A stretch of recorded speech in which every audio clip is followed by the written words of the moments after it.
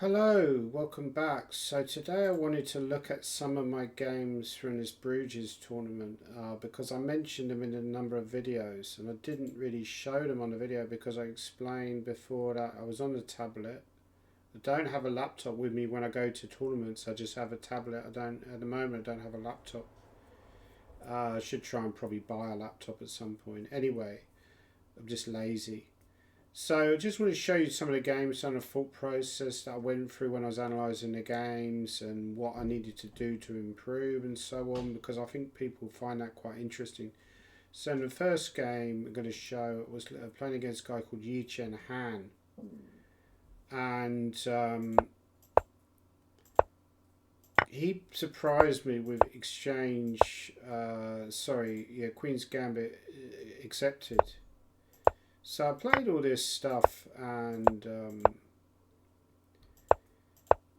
we got this position. And he played Queen C7, which was an excellent move. And I went A4. And this is where I could have actually played the move E4. So it's when I looked at the game afterwards, I started to realise that I was approaching this. How do you get rid of the arrows? They're kind of annoying, right? I realised that I played this game too passively. Like, I was scared, really. I was scared of my opponent. And that was generally the vibe for a lot of the games in the tournament. That I was... So, for example, in round 2. So, in round 1, I missed a forced win, a forced mate at the end. I think if I had more time, I would have won that game. I was a little bit rusty. My opponent didn't score many points after that. Although, interestingly enough, in one of the late rounds, he did beat Fernandez. So Fernandez ended up winning the tournament despite losing 2 games, which was impressive. However, in round 2, I took a draw against Debagazzi when I should have played on. Maybe we could look at that game at some point as well. But in this game, it was interesting. When I checked it late with the engine, it's throwing up moves like E4, and I'm like, what the hell's that move? That's crazy, and it starts to provoke your imagination, and it starts to see, there's more possibilities in chess. If you take with a knight, then d5 is very strong. That's fairly obvious. Well, it's not obvious to find e4 at all, I don't think. But bishop takes is a very nice idea where you simply go d5. And this is incredibly strong because if they take with a bishop, you're already winning material, right? So the natural move is to take with the pawns. It's almost like an impossible move because black is defending that square 3 times. Pawn takes, bishop takes d5 wins the game because you can't take with a bishop because it's a king. If you take with a knight, then I have, rook takes d5 actually is probably winning anyway, but queen d5 is very simple win because once the knight moves, then the queen will take the rook. So you go back to this position and e4 is a possibility.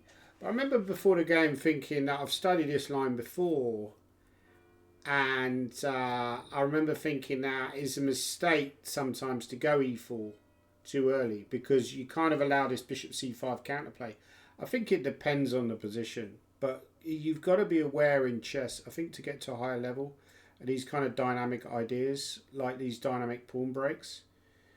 And this was something that was lacking in this game. So eventually I went on to draw that game. I didn't find it. Actually, there was a moment later on as well that even here, for example, I could have gone e4 here. This was an interesting moment. So e4. So it's actually, we looked at this in a post-mortem. And we were a little bit dismissive of this e4 move, but it is a very typical idea in the Queen's Gambit. Accepted. Now, what I was afraid of in the game was knight g4, but apparently this is actually quite good for white. You just take with it on d4. This is something I missed. And I think I saw d3 maybe as well, and I was kind of spooked by this idea, but I've forgotten about knight d6. So that was very strong as well. So later on, just to show you the entirety of the game, I played this with knight f1, which again was kind of a sign I'm just really playing very passively and like afraid almost. Not terrible chess, but not great chess. And yeah, so I think actually that was a slight mistake by Yi Chen to take. I think apparently Rook C8 was slightly stronger. And you don't really fear E4 because then you are taking. So for example here, if I go E4 with the idea of E5, it kind of backfires on white because there's a very important move here, which is bishop F3. A very typical idea that E5 is just going to drop. So then I'm basically, I don't actually have a very clear plan. So Rook C8 is a useful move. You know, what's my plan to put the bishop on B5? It's not very convincing. Is my plan to take there? Is my plan to move the bishop back? None of these moves are especially convincing for white. There was also my fear that maybe at some point he could just grab a pawn. So I was a little bit afraid of all this, but it kind of burned out a little bit. So I was kind of relieved in a way. And it was an interesting moment because... So at this point I probably equalised the game and it's probably about equal, and he offered a draw. And I think it was a mistake for him to offer a draw, and I think it was a mistake for me to accept. And the reasoning for that is I think in these kind of situations you just got to fight, keep fighting. Even though the game is probably going to be a draw, we should have probably carried on. But because of this Sophia rules with... it's like a hair on the... it's like, you know, Shadoob. Because of these Sophia rules that we were using in this tournament was basically you couldn't offer a draw before move 20. But after, I think the first time you could offer a draw was black maybe on move 20. Or something like that, or move 21. I can't remember specifically. But obviously that didn't preclude the possibility that people would just offer draws later. You know, you get to move 20, you haven't blundered anything, you haven't lost the game, and you just offer a draw at that moment. Which is understandable. I mean, I'm playing a GM tournament in starting tomorrow. Actually, I'm going to be travelling to Darlington. And it's going to be very tough because there's 9 games in 5 days. And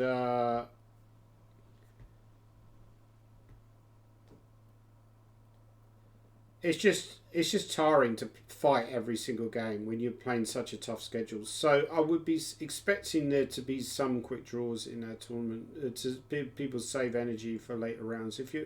If you're black against someone tough and they're also happy with a draw, then you think, well, you know, I might get white in the second game against someone easier to beat. But again, I feel that that's a mistake. I think you should just fight and fight and fight, and you know. But anyway, so we agreed to a draw. We both could have played on. We both had legitimate reasons for playing on, but we agreed to a draw. It's an understandable decision. So I kind of used that game, I think, as to kind of inspire me against Dan Fernandez.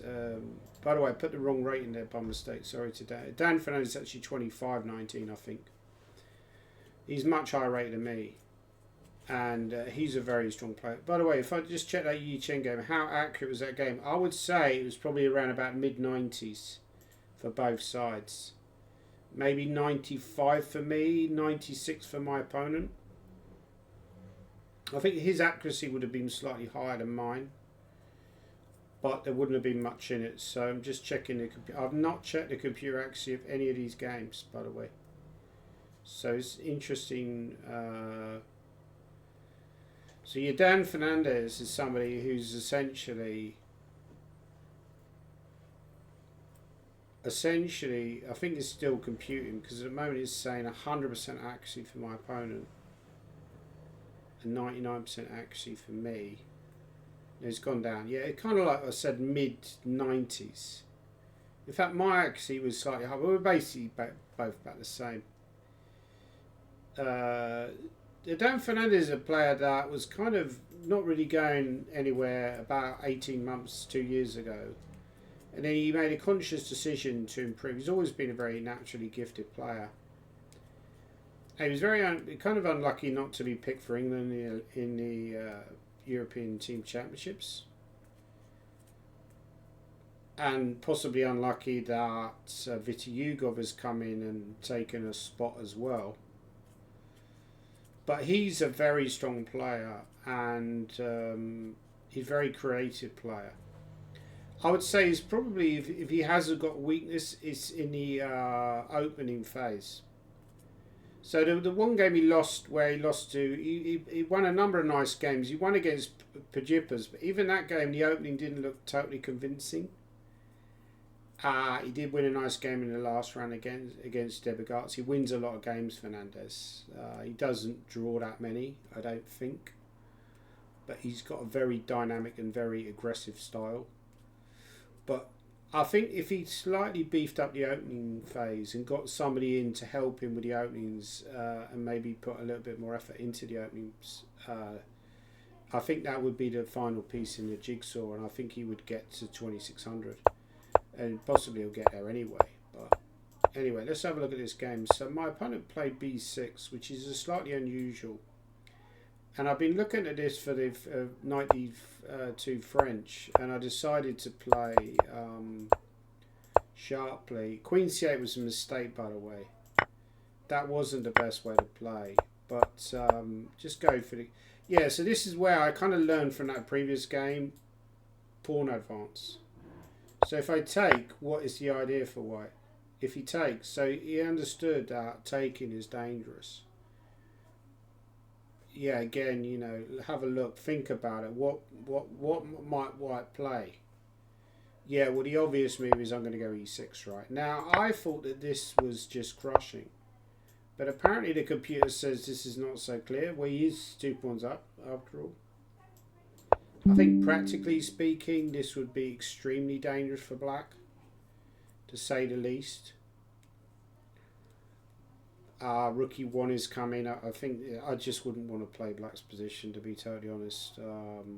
Yeah, maybe the computer says it's okay, but it just looks so scary.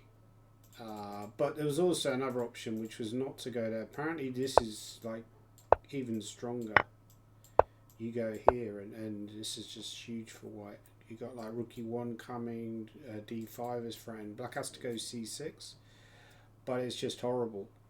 So hard to judge all this, but it's quite easy to judge in the sense that it's good for white. So he didn't allow that. He played knight c5, ugly move to play. I played bishop c4. Oh, and there was another idea which was quite amusing. After castles, well, like a simple move like rook e1 is crushing. But it's quite interesting that even bishop h6 apparently is one of the computer's moves, and it says something like this is just huge for white. Your idea is like bishop c2, queen d3. You know, sometimes queen d2 just hit the pawn directly. It's just huge. So that's fascinating that you could just play that move directly. Kasparovian Tau style, right? This is kind of like my style of chess. You know, so when I got this position, I thought, well, you know, yeah, I know Fernandez is a better player than me these days, but he's probably not better than me in this type of position where it's just attacking, right? Or where I know he's not better than me in this position because he's black, right? If he was white, he would win this game, but I'm the one who's white, luckily for me, in this position. So white is having the fun. So he went there and I went here, and he took, and very bad position for black. So I went b5 because I want to stop his king from castling. And at this point I started to realise from his body language with Dan, I realised that he was very comfortable. By the way, you know, Dan Fernandez is 2500, right? I haven't beaten a 2500 player in years, which is quite sad to say that, actually. So this is the first 2500 player I've beaten in years. So I've had some good signs this year that I've won the British Rapid Play. I've beaten a 2500 player for, you know, the first time for like probably about over 10 years. In fact, you'll probably find a lot of players around my sort of rating just never beat players at that sort of level anymore. Because either we don't get to play them very often, or when we do, we either take draws or we lose. Because it's quite tough to beat these type of players. They will make you work for it, as we'll see in the game. But Yeah, I could have gone. Well, I did go bishop e2. That was a good choice. I could have actually taken. It was also winning because I was afraid of this move. Now, black could castle. If castling was legal here, if he hadn't already moved his king and he could castle, then he'd do very well indeed. In fact, there was one game I remember years ago at Hastings, one of the first FIDE rated tournaments I ever played, which was the summer tournament in Hastings in 1995. I made a mistake at one point. I'd moved my king back to e8 and forgotten that I'd moved my king back to e8, and then I tried to castle. It was really embarrassing. It was the final round. I was playing against a French guy, and I tried to castle, and he goes, "No, no, no, you can't do this." And I was like, "Oh, well, oh yeah, I've already castled." I wasn't trying to cheat him or anything. I just forgot. It shows how stupid I was. I was probably about this is the first FIDE rated tournament I played, but I beat a 2300. I drew with Matthew Turner, who was probably 2400 strength at that time. This is like a serious tournament, right? And I couldn't even remember that I'd moved my king. And then the arbiter came over, and then I tried to move another piece, and not the king. And then it showed how inexperienced I was, you know.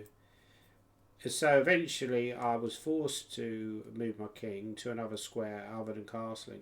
But because it was an end game, it wasn't quite as bad. And so obviously if you tried to castle here, you'd have to be forced to move the king. Well, you're pretty much going to resign, right? Because I'm going to have some devastating discovered check.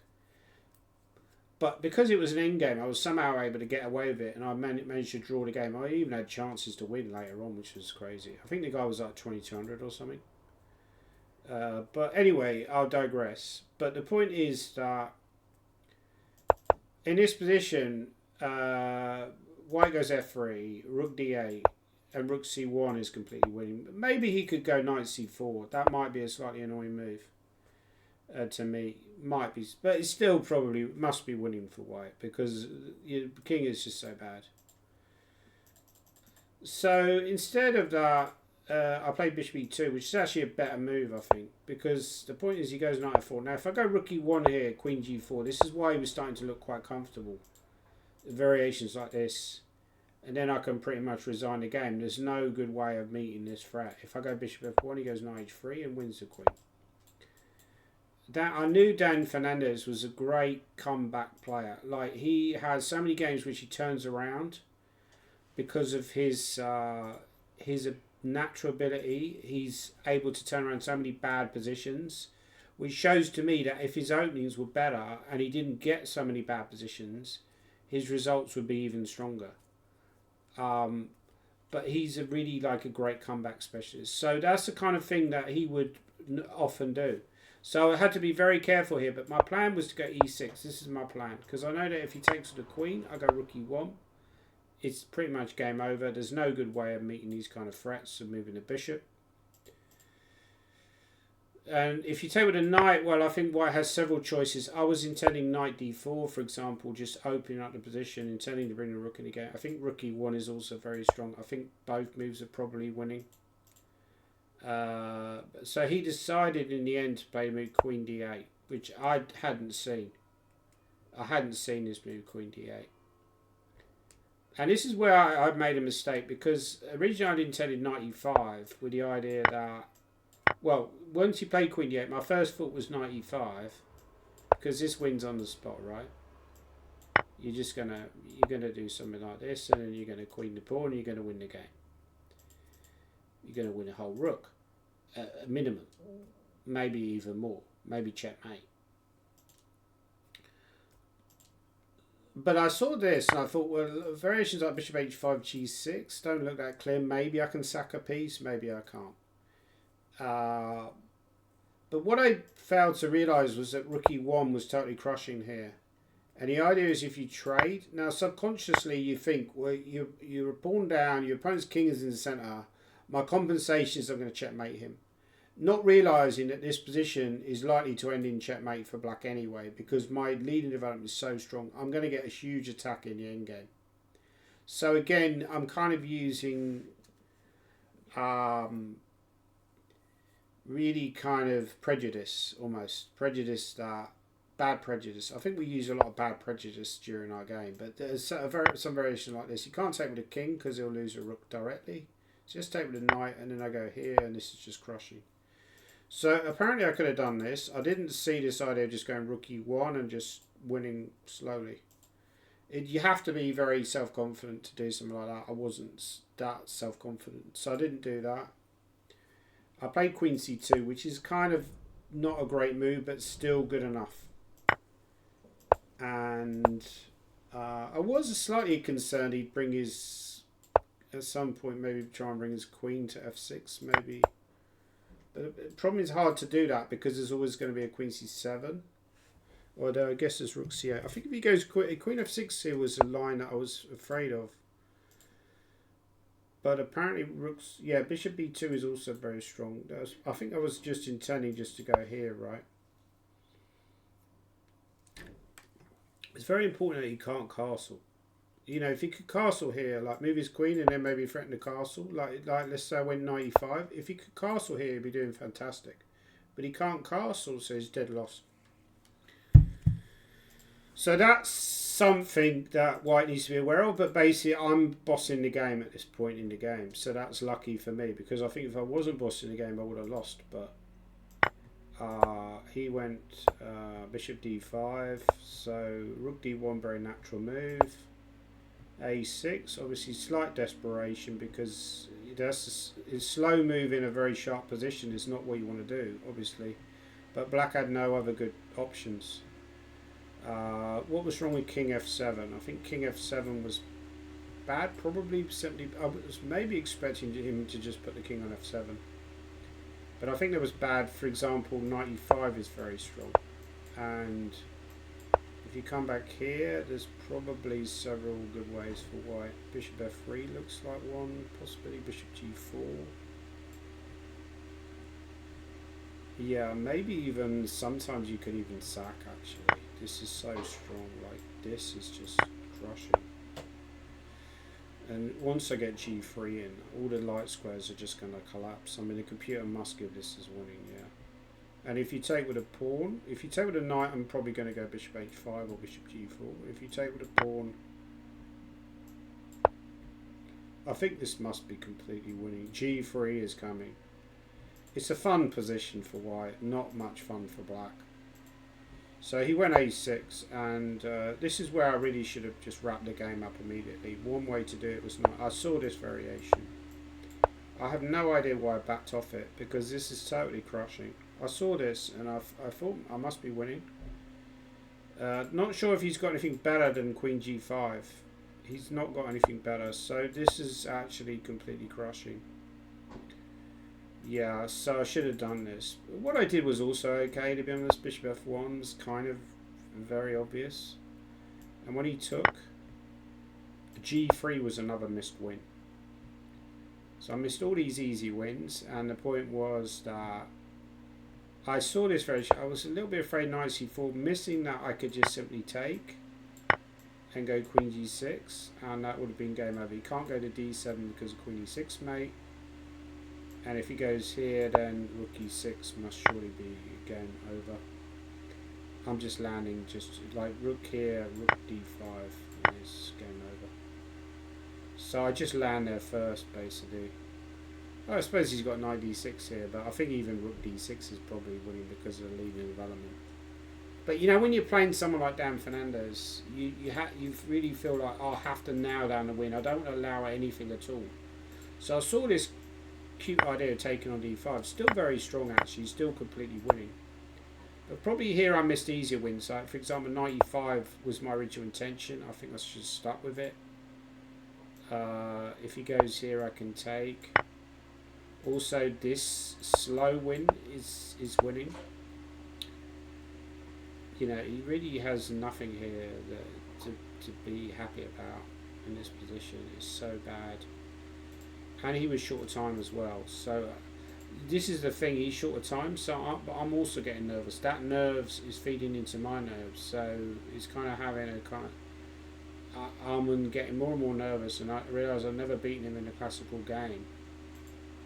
And as we already established, I've not been a 2500 player for probably over 10 years. So So I was getting very nervous. The other move I looked, yeah, Bishop D6 is something I considered. That was actually very strong as well.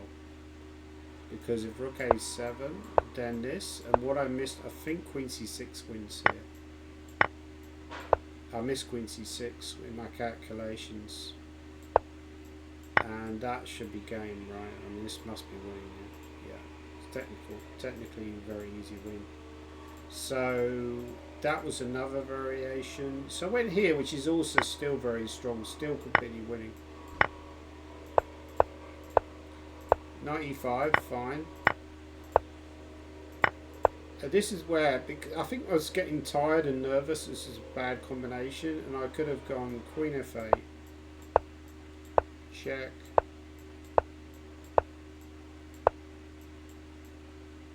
Yeah, so we could get to this position by force. Admittedly, there's only one winning line for white, so you are slightly risking it, but Rook E4 is good enough. It's not very difficult to calculate. I had enough time to calculate all this out. The point is, if you go here, I go bishop here, and he's collapsing because this is hanging and this is threatened. And the same thing of Queen A1. So the only try is Rook A2 with the idea that if I take, you actually even lose because of Rook A1 and Bishop F1. There's a Knight E2, which is kind of embarrassing, right? This is the sort of thing that I could do against someone like Dan Fernandez. So I just, you know, if you see this, but then you have to see that this also wins. So it's quite a lot of calc when you're nervous and, you know, not a huge amount of time left to see that this comes around, and it's definitely still winning after Rook A1, Bishop F1. He can take, you know, it's a fairly simple line really, but Bishop F1, and when he takes, you take back, and there's no perpetual here because of Rook E2 or King E1 here actually. If he goes here, you go Rook E1. There's no perpetual. This gained of the game. So basically, that would have been the end. I mean, it's quite poor that I didn't see that the idea of even bringing the Queen to C6. I think it kind of reminds me a little bit of this famous Caruana Nepo game from the last candidates, where he could have maybe brought his Queen to C6 at some point. But I didn't even see that idea. So I was desperately looking around. I was looking at moves like Rook E1, for example. Is Rook E1 actually winning? That is actually... I was a little bit afraid of Rook C3. But apparently you go here, and then once he goes here and puts king here, and then apparently this is winning because his king's weak, and Bishop F1 is a very strong idea. So, and if he goes here, yeah, oh, then you pick up the rook. So you can't go to C2. So if you get to this position and you realise, well, G3, this is a much simpler win in the game. Because G3, knight moves, Rook E6 is a huge threat, for example. So, yeah, I should have won the game at this point, really. It was quite poor, and but now I blundered because I took, thinking that Queen E5, that this is forced, and I'm going to win another game, and I thought, you know, this takes any risk of losing out of the equation. I'm probably just going to win, in fact. I'm going to go G3 next, and forces knight away. And that's going to be winning, or maybe Bishop F1, or maybe Queen E3, and I'll win the game. Even with my poor technique, with 2 extra pawns, his king's weak, he's got lots of weak pawns, even I should win that. But unfortunately I had a huge shock, because after Queen A3, rather than taking, he played a move I'd overlooked, Queen A1, and then he takes, and suddenly I realised I can't win this pawn by force. Now I'm only a pawn up. And I thought, this is my worst nightmare. I thought, you know, I had this fear all the time that it's Dan Fernandez, this fear of Dan Fernandez. He's going to save the game, and I thought, this is it. This is what's happened. I won't win anymore. However, white is still a lot better. In fact, the computer says, he assessed it better, because when we briefly discussed it after the game, we didn't have a post-mortem. But we briefly discussed the game, and he said it's still quite bad for black, and he was right, and I was wrong, because I thought actually that black should hold now, but that's wrong. But also it's partly how the game's gone, you know, because I felt like I should have won much easier earlier, and then to suddenly end up in an endgame where I'm only a pawn up, I'm thinking, no, this has gone wrong, and I'm going to screw this up. Now, apparently I should play something like Queen C1 here. I didn't play quite the most accurate move here, but it's still good enough. I played it kind of an obvious move, Queen F3, because I want to go G3 without allowing knight E2. I don't want him to go into a queen and pawn endgame. Like here, maybe there's some kind of move like knight E2, and I just don't want to allow it. So I went Queen F3. Unfortunately for me, Dan blundered here. He went King D6, which made my win much easier. And he kind of he gave it away because he started shaking his head as soon as he went King D6. Because obviously I'm going to go G3, right? But yeah, going back to that position, it's interesting after Queen F3, even if he doesn't go King D6, White is actually technically winning here. It reminds me a little bit of this game Kasparov-Karpov from Seville 1987. Where Kasparov won with a queen against queen and bishop against queen and knight, and I think he was a pawn up with a better pawn structure, and somehow he ground down Karpov. But I think maybe it was a position where Karpov only had pawns on the king side. They both maybe only had pawns on the king side. It might have been something like 4 against 3 on the king side, and he somehow just manoeuvred around to a point where black could no longer hold. But I wasn't convinced I was going to do that in the game. Yeah, if he defended it a bit better. I mean, you know, saying, for example, lines like this, King G2, are very strong. You know, at some point you just go H4. Your trading queens is not going to help black because his pawn is so weak. And the bishop is better than the knight in the endgame. So it is winning, but I think I would have messed it up. But fortunately for me, Dan blundered. He played King D6. It's the second game of the day as well, so it's a very tiring day. And the problem was he couldn't go here because of Queen D3 is forking. So he has to go Knight D5. And then I went here, and then yeah, even here I was still nervous and thinking I could mess this up. But it's so completely winning by this point, even I can't screw it up, I don't think. You know, if he can't go here because of Bishop G2, for example. So he's got no good square for the queen. If he takes here, then I was fairly... I thought I would be able to win B4, so I'd be 3 pawns up. And once I win B4, he can't then take on A2 because likely the knight will hang. So basically I went Bishop C4 and that was the end of the game. And also maybe even Queen E6 is winning now. Because the H-pawn will queen. So anyway, so that was a win and I've won that game. Let's have a look at how accurate it was.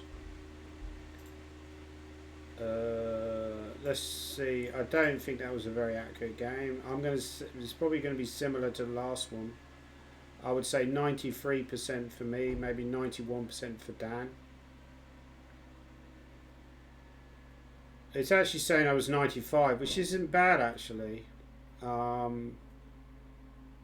Anyway, I think that's it for now. That's probably it for now. But I will try and show a couple of the other games maybe when I get back from this tournament in Darlington, which I'm looking forward to in some ways, but it is a very brutal schedule. Anyway, thanks for watching. That was the sort of dynamic pawn games episode.